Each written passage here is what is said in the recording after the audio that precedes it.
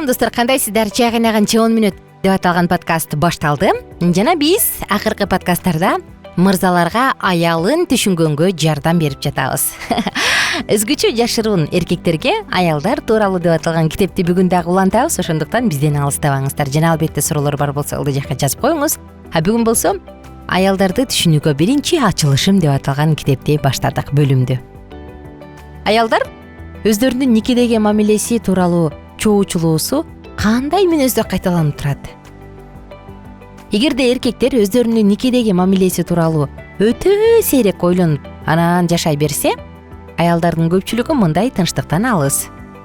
10 аялдын 7-си күйөөлөрү менен болгон мамилелери тууралуу ойлор аларды мезгил менен дегенден дээрлик дайыма дегенге чейин мүнөздө тынчсыздандырып турарын айтышкан. 10дун 7.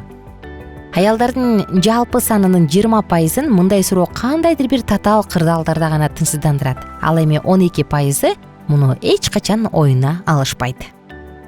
Мен эркектердин көпчүлүгү үчүн өздөрүнүн никедеги мамилеси тууралуу тынчсыздануу, эреже катары, мисалы туулган күн, юбилей жана башка анча маанилүү эмес окуяларга байланыштуу экендигин билем дечи. Ал эми аялдардан мезгили менен дегенде кандай түшүнсө болот деп сурасам, көбүнчө мындай дешти: жумасына бир нече жолу же дайыма бир нерсе болгондо деген жоопторду алып жаттым дейт автор. Кызык, түшүндүрмө айталычы. Биз мындай маалыматтардын ырастыгын текшерип көрүш үчүн суроону башка түргө келтирип берүүнү чечтик дагы мурдагыдан дагы айкын жоопторду алдык. 5 аялдын арасынан 4-өө күйөөлөрү менен болгон мамилелери жана алардын сезимдеринин туруктуулугу жөнүндө айрым убактарда тынчсызданарын айтышкан. 45 жашка чейинки группадагы да бул көрсөткүч 91%га кескин көтөрүлгөн. Ал эми орто жана кичи мектеп жашындагы балдары бар аялдардын группасында дээрлик 100%га чейин жеткен. Эркектердин көз карашы менен алганда таң каларлык болуп эсептелген мындай феноменди эркектердин ушундай эле көрүнүшү менен салыштырсак жеңилирээк түшүнөбүз. Бул тууралуу бир аял мындай дейт: силер ар бир эркектин башында үй бүлөнү камсыз кылуу тууралуу ой кетпей жүрөрүн билесиңерби? Бизде да ошондой эле болуп турат. Болгону аялдын ою күйөөм үчүн мурдагыдай эле сүйүктүүмүнбү деген суроонун тегерегинде болуп турат. Эгерде күмөн саноого негиз бар болсо, анын жашоосу караңгы түскө боелгондой сезилет дейт. Караңызчы. Менин экинчи ачылышым бул тынчсыздануунун канчалык чыдагыс жана азаптуу экендиги. Сурамжылоого катышкан аялдардын дээрлик ар бири күйөөсү менен болгон мамилесине тийиштүү. Кандайдыр бир аракетке келтирүүчү механизмдин жардамы менен пайда болгон сыяктуу жеңип чыгууга мүмкүн эместей курч жана азаптуу тынчсыздануу жөнүндө айтышкан. Бир нече аялдын айткандары боюнча, алар мунун себебинен жабыркап турганда айланадагы эч нерсенин алар үчүн мааниси жок. Бул негизги суроого оң жооп алмайынча алар үчүн баардыгы күңүр түскө боелгондой болуп кала берет. Кызык экен. Сурамжылоонун натыйжасы көрсөткөндөй, 4 аялдын 3-өөнүн ою ал мени сүйөбү деген сурооээлейт. Эмоцияларын алсыратат, депрессияга дуушар кылат жана башка сыртынан байкалгандай формаларда ачыкка чыгат. Биз алган маалыматтарды карасаңыз эми. Сиз анын сүйүүсү же силердин никедеги мамилеңер тууралуу күмөн санап жатсаңыз, төмөндө көрсөтүлгөн ырастоолордун кайсы варианты сиздин сезимиңизге дал келет, ойлонуп көрүңүз. Менин көз карашымды өзгөртүү үчүн жардамга муктажмын дегендер 4%ды түзөт. Мен бул ойлорго такалып күмөн саноомдун орунсуз экендигине ынанмайынча ушундай абалда кала берем дейт 20%. Мен түнт болуп калам дейт 32% аял. Мен депрессияга кабылам дейт 28% аялдардын 28%. Бул күмөн саноо жашоомдун башка сфераларында дагы таасирин берет дейт 34%. Жогоруда көрсөтүлгөн бир же бир нече пунктлардын жалпы көрсөткүчү 74%.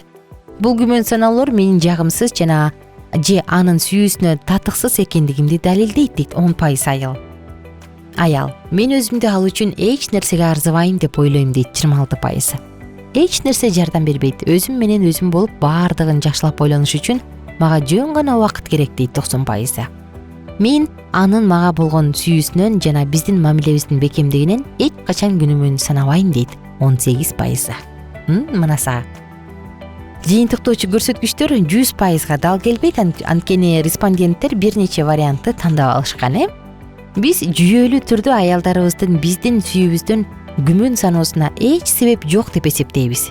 Биз аларга ишеничтүүбүз, иштеп жатабыз, чындап эле аларды сүйөбүз жана биз алардын жанындабыз. Бирок алардын өздөрүнүн никедеги мамилелеринин бекемдигине ишениш үчүн биздин эркектердин ишенгендиги жетиштүү негиз боло албайт.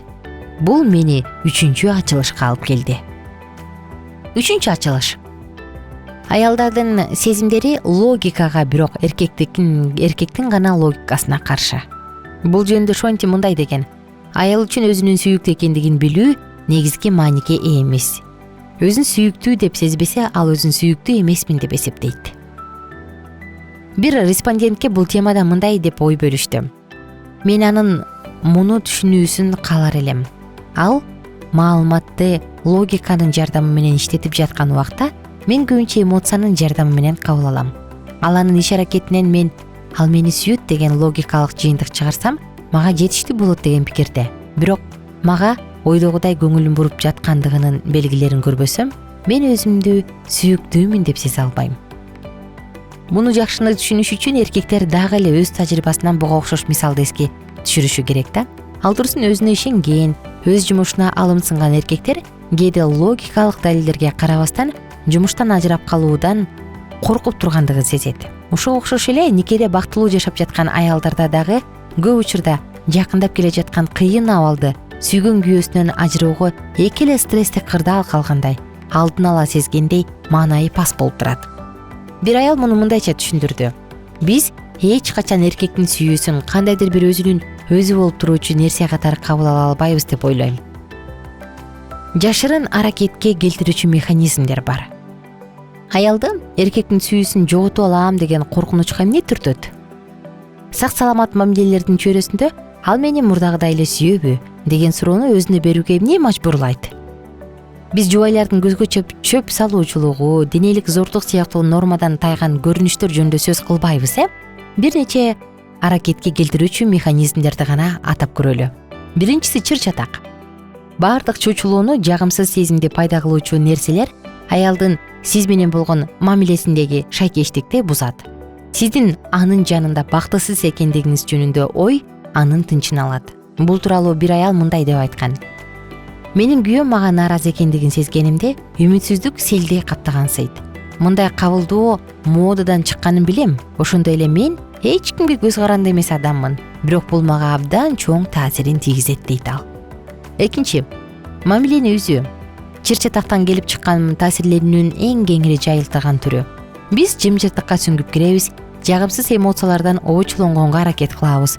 Орундуу сөздөрдү айта билбегендиктен таарынта турган сөздөрдү айтып албайлы деп коркобуз. Тилекке каршы, күйөөнүн мамилени үзүүсү жана түнктүгү көп учурда аялдын жан дүйнөсүндөгү терс эмоциялардын ашынып кетишине жол берет. Мындай себептерден келип чыккан өздөрүнүн сезимдери тууралуу аялдар буларды айтышкан. Балким ал эч кандай чара колдонбой койсочу, кокус ал эч нерсени өзгөртүүнү каалабасачы, анда эмне болот дейт. Кийинкиси, баардыгы жакшы болуп турганына карабай, эч себеби жок эле унчукпай калуу. Аялдын оюнда жашырын чыр-чатактын сигналдарын байкоочу радар тынымсыз тегеренип тургандыктан күйөөсүнүн обочолонуп жаткандыгын же адаттан тыш тынч болуп калгандыгын сезер самат өзүнүн тыянагын чыгарат. Бир аял бул аялды мындай деп түшүндүрөт: эгерде ал өтө эле тынч болуп турса, демек менде бир нерсе туура эмес го. Мындай кырдаалды кандай гана болбосун кабыл алыңыз да коргоонун ордуна жубайыңызды ага болгон сүйүүңүз өзгөрбөстүгүнө ынандырганга аракет кылыңыз дешет. Достор, биз бүгүн дагы бир аз бөлүктү карап өттүк. Кийинки подкастта кайрадан бирге улантабыз, ошондуктан алыстабаңыздар. Алкитап Чекит медиа сайтына катталганды унутпаңыз. +1 301 760 60 70 WhatsApp номуруна сурооңузду жазыңыз жана алды жакка комментарий калтырыңыз. Кайрадан амандашканча сак саламатта туруңуздар.